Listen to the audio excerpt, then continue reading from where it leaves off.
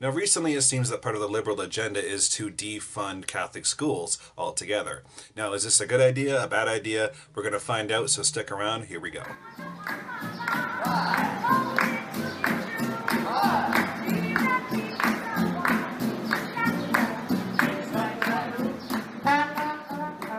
So here in Ontario, it's fairly easy to find a Catholic school. There are just as many Catholic schools as there are public schools in my area, at least. A lot of the Catholic schools in the areas actually predate most of the buildings, at least in my area. That's how old the concept of education and faith have been merged together.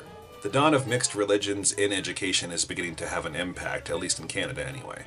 Both Newfoundland and Quebec have already severed ties with all Catholic school boards, permanently cutting funding to any institution that promotes the Catholic faith. Now, before I really get into this, I'd like to explain exactly where I stand on Catholicism as a whole. As a Christian myself, I have thoroughly read through the New Testament, and I have never come across any verse that would suggest the order of priesthood as a governing sanction, especially when it comes to gender. Priests, cardinals, bishops, and popes, all specifically male positions, and any women within their system are realistically at their mercy. Confessions to a priest is unnecessary according to the New Testament, as Jesus specifically stated that nobody goes to the Lord except through him. Anybody that can read will understand that. There are many practices within the Catholic faith that are specifically Catholic, including many lip service prayers, the Rosary, Ash Wednesday, and an array of unusual, sometimes even spooky practices, none of which that I've found justification for in the New Testament. This is how Protestants and Anglicans separated from the rest of society when all these Catholic schools were first built, way back in the day.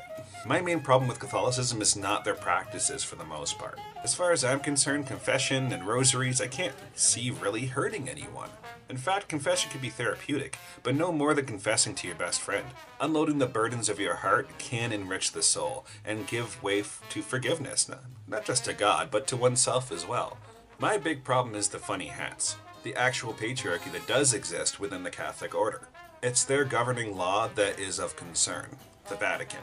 When the New Testament was first put together, it was the Council of Nicaea that decided what goes and what stays. Many books were discarded because it threatened the rule of powerful men that looked to use Jesus as a means of control in an otherwise barbaric time. There was no real governing law at the time. The church was it. The Dead Sea Scrolls, for those of you that don't know, were the books of the original New Testament that never made the cut. Amongst them, a book apparently written by Jesus Christ himself and Mary Magdalene. The people that held the pens added their own perspective, and all the pen holders were men. So she became a he. Doesn't stop with God either. The whole book's gender biased. A woman's responsible for original sin.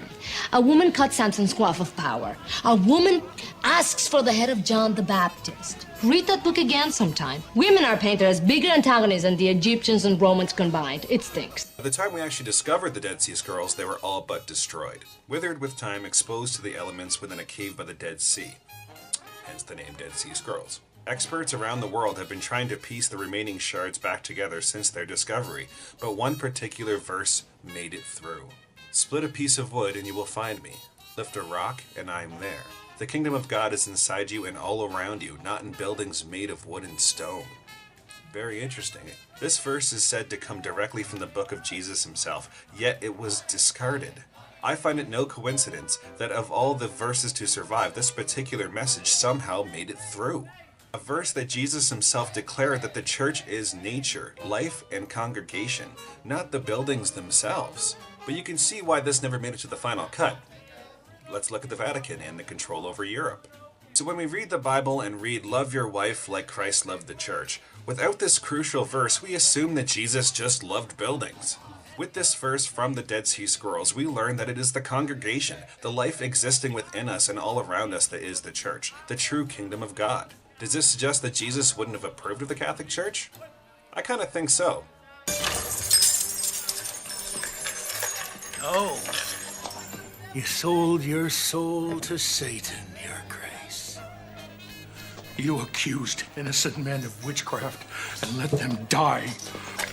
Brother Friar, you would not strike a fellow man of the cloth. No, I wouldn't. In fact, I'll help you pack for your journey. You're going to need lots of gold to help you on your way to... You're very rich. And now, here's 30 pieces of silver to pay the devil on your way to hell! But let's take a realistic look at this. The Catholic Church and the Salvation Army, at least in my area, feed more of the needy than any non-religious food banks by far. They donate money, time, counsel, therapy, and help the community in many positive ways. They raise money for charities and take in those that are cast from society when the rest of the world turns their back on people in need. But what about education? Should the public be funding Catholic schools? The leftists believe we should be inclusive and eliminate faith from education altogether, except for one in particular. Of course, this idea is nothing new. Faith has been under attack by the left for quite some time. My problem with Catholic schools has nothing to do with being inclusive or sensitive to other religions. I have a problem with the Vatican getting their greedy little hands on government funds. I have a problem with the shifting and relocation of clergy members with accusations regarding molestation, as though members of the clergy are somehow outside the law. That's a real problem. From a realistic standpoint, what are the alternatives when you have a child in school? Right now, the choices are public, private, or Catholic. The hard facts remain. More options is always the best choice. Always. The average household can't afford a private school, so that isn't even an option. So as a parent, what choice do you really have at that point? It's either public or Catholic. So if you're a parent out there that is concerned with your child's education, I've weighed out some pros and cons to help you decide what's better, Catholic or public school. One of the most depressing parts of public schools are the tight-knit cliques that form early in high school. These groups are usually based on interests from sports to music preferences and usually continue through the educational process. This can be very damaging to the adolescent mind. And the strict dress codes in Catholic schools usually dull that separation down to nothing. This is why a lot of public schools are now enforcing school uniforms to help ease the tension among students, but they are rarely enforced. Uniforms are enforced heavily in Catholic schools, which does teach the student about the professional world that awaits them after graduation. That this world expects proper dress in order for the world to take you seriously. I find that very important as a parent. Now, obviously, safety is a big concern these days regarding all the shootings that are happening in the States right now. Catholic schools are simply not a target for school shootings. In fact, I've yet to see a single school shooting that occurred in a Catholic school in North America. Drug raids and locker searches are the norm in Catholic schools, and gang activity is very scarce. Mass. Weekly Mass is the norm in Catholic schools. Though that might sound like torture to many, it also works as a break from the heavy workloads every week. Furthermore, cell phones are not permitted inside the classrooms with the exception of the odd emergency situation. This teaches the students the practice of patience, a rarity in public schools these days. The thing is, you need to build an ability to just be yourself and not be doing something. That's what the phones are taking away. Yes. Is the ability to just sit there, like this. That's being a person, right? Yes. No one can, you gotta check. Because, underneath everything in your life, there's that thing, that empty, forever empty. You know what I'm talking about? Yes. Yes. Yes, Yes. Yes, Just I know what you're talking that about. knowledge that it's all for nothing and you're alone. It's down there. And sometimes when things clear away, you're not watching it, you're in your car and you start going, oh no, here it comes, that I am alone, like it starts to visit on you. Anyway, I started to get that sad feeling and I was reaching for the phone and I said, you know what, don't. Just be sad. Just let the sadness stand in the way of it and let it hit you like a truck. And I let it come and bruise, and I just started to feel, oh my God. And I pulled over and I just cried like a bitch. I cried so much.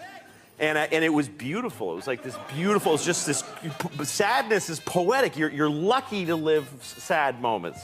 And then I had happy feelings because when you let yourself feel sad, yes, your body has like antibodies. It has happiness that comes rushing in to meet the sadness. So I was grateful to feel sad, and then I met it with true, profound happiness. Small class sizes. Most Catholic schools do not exceed 25 kids per classroom, as opposed to the 35 average of most public school systems. This allows much more attention to those that actually require it, and allows teachers to genuinely take interest in each individual student. Due to the large class sizes in public schools, most teachers can't even remember names, much as well give individual attention to those that actually require it. Holidays. Catholic students are usually dismissed a week before most public school students begin their summer vacation. There are also many Catholic holidays that students are dismissed for alongside most civic holidays that are the norm in public schools these days. Programs are limited. Catholic students usually only learn the basics, and extracurricular classes or special skills classes are usually limited to public schools only. But in all fairness, there have been many studies that prove Catholic graduates score higher on math, English, and other basic subjects. The money they save from these extra classes is usually used to focus more personal attention to students, such as individual therapy, lunches. Yes, they are provided for you rush hour parents out there, by the way. And other programs that are at no extra cost to parents. Catholic schools do teach history, but usually from the Catholic perspective, so expect your kids to learn a one-sided experience when it comes to this topic. Nothing that can't be fixed with a once-a-week, hour-long session with a non-Catholic history tutor. Hierarchy. When something goes wrong, the Catholic school board acts within itself, and there is no going above anyone's head when dealing with a serious problem. The Catholic Church works within itself and doesn't answer to the government structure. So after considering these pros and cons, there are definitely a lot of things to consider if you want to send your kid to Catholic school. But the question remains, should the private sector be funding Catholic schools? I believe it comes down to experience. If the Catholic system turns out more well-rounded kids better prepared than public school, then I say fund them. I think a serious inquiry needs to be made on whether or not Catholic schools are a better experience than public. From those that I know that actually attend Catholic school, myself included for a brief time if you didn't know that, the answer is most definitely yes. But I've yet to read any reports that would conclude otherwise. Catholic school, for the most part, seems to be a relatively healthy alternative to public school, particularly to kids that lack discipline and require structure to succeed. That's very important as well. The parents that I've had the pleasure of talking to all seem pleased that their children's learning environment teaches them some sort of spiritual education as well. Now, the modern public school system seems to have a particular hatred for anything to do with Christianity. Yet many schools in America are now opening up to the idea of teaching Satan worship with the prospect of being inclusive. This year, a new book filled with games and lessons about Satanism could be distributed to students attending public school in Florida's Orange County. The 10-page Satanic Children's Big Book of Activities features characters named Annabelle and Damien who demonstrate rituals to explain Satanism. This expanding wealth of information for America's young minds was made possible after a Florida judge last month ruled that if the Orange County School District allowed Christian groups to disseminate Bibles and other materials in its schools, then other religious and atheist groups should be given the same right to distribute their material. Public schools are determined to push leftist principles, playing gender identity games with their children's heads. And this I have personal experience with. I can't tell you how many times, I'm watching something on TV that is two-sided. And my daughter has one particular view on it. One particular view. She doesn't know the other side. The schools aren't teaching the other side. They're only teaching their side. Now, I'm not saying that that's a good thing or a bad thing, but most teachers don't leave the choice up to each student. They enforce ideals as a matter of fact rather than, providing a choice.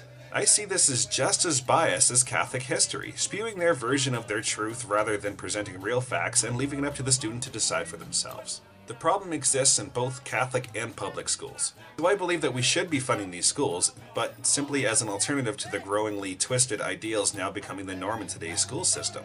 Children and parents should have an alternative choice that doesn't cost an arm and a leg like private school. That's really expensive.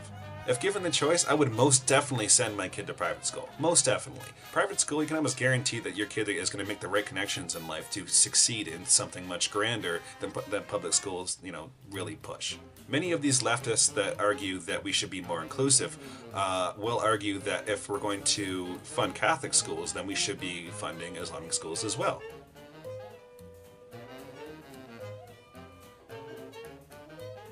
I'm not saying either way. I think that might be a discussion to have in about 2.5 years or so when someone is no longer in office. But I will say that being inclusive is not my personal goal, and I don't think it should be the government's goal either. Either accept all religions, including Islam, including Catholicism and Christianity, or accept absolutely none of it. Go big or go home and stop being half-ass. Currently, in the public school system, children are prohibited from wearing crosses, but they encourage, wearing the hijab. Seriously. So don't forget, the half-ass education and half-ass policies with a half-ass school board will produce half-ass children. And that's my stance on the issue. More options equals better kids. It's that simple. So this topic really is in a gray area. So I'd love to hear your opinion on it. Let's start a discussion. What can you say? What's your opinion on it? Let's argue back and forth. Let's try to figure this out. And I'd love to do a part 2 on it, so whatever you put down there is going to be in the next episode. I will shout you out.